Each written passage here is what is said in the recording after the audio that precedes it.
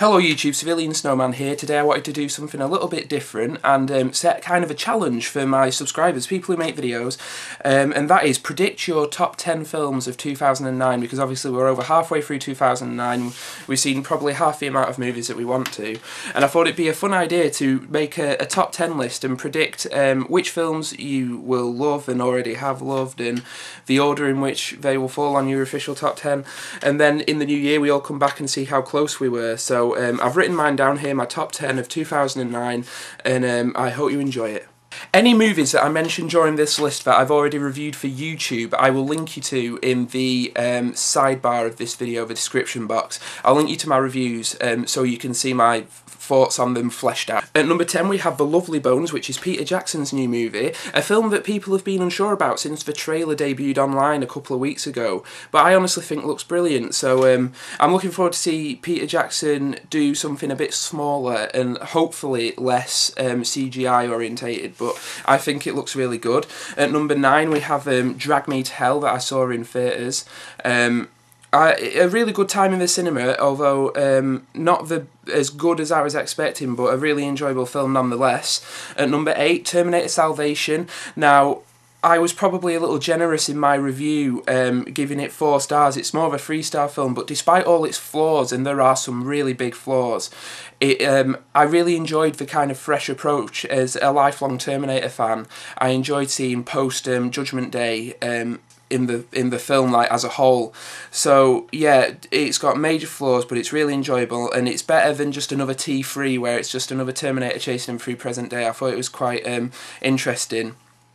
At number 7 we have Alex Proyas's Knowing. Obviously Alex Proyas did Dark City and The Crow, so he's a really good director. Knowing is his kind of big Hollywood blockbuster, and the trailer looked awful, but the film was the surprise kind of film for me of the year.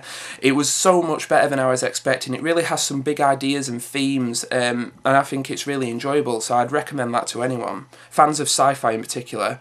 At number 6 we have Judd Apatow's new dramedy, Funny People. Now, I love 40-Year-Old Virgin and Knocked Up, so I'm really interested to see what he does next, the next logical step for his style as a filmmaker, so I'm really looking forward to Funny People. At number 5 we have District 9, the Peter Jackson produced, Neil Blomkamp directed sci-fi action thriller sort of thing. I'm really looking forward to this. I've seen reviews popping up online. My friend Greg Arganda reviewed it, said it was fantastic. So it comes out in September here, and I'm really looking forward to that because I'm just a sci-fi hound, so I'm sure I'll love it. At number 4, one of the Mac Daddies, Inglorious Basterds.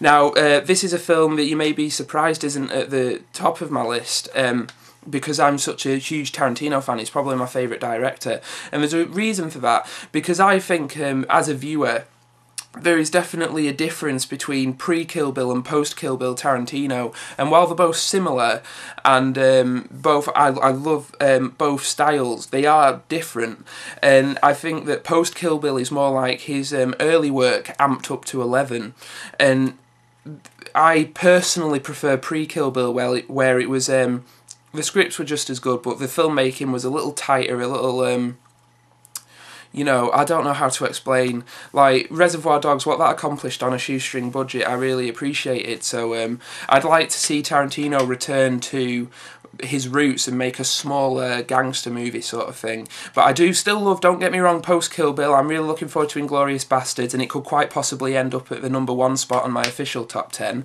And that brings me to number 3, which is Star Trek. Really loved it. You'll see my review in the sidebar. Star Trek, J.J. Abrams could direct anything. I love J.J. Abrams, so Star Trek's at number 3.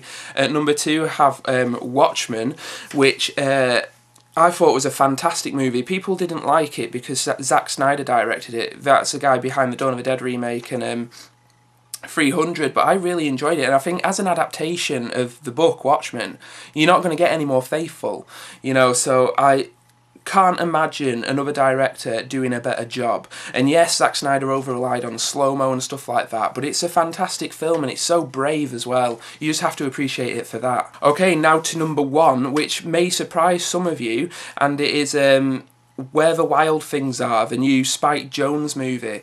I love fantasy films when they're done right, you know, because, oh god, there's so many fantasy films I can't stand. Like, I'm not a fan of Harry Potter or the Chronicles of Narnia, the Golden Compass, any of that. I'm just not a fan. I like the kind of darker side of fantasy, like the Pan's Labyrinth and stuff. And I thought the trailer to Where the Wild Things Are looked kind of gritty, you know, kind of like a drama, but looked just flat out beautiful. The first trailer I thought was gorgeous. I had to pick my jaw up off the floor when I was watching it. I thought it was absolutely beautiful. So something tells me that's going to be at the top of my list, and I absolutely cannot wait to see it. I mean, it looks absolutely fantastic.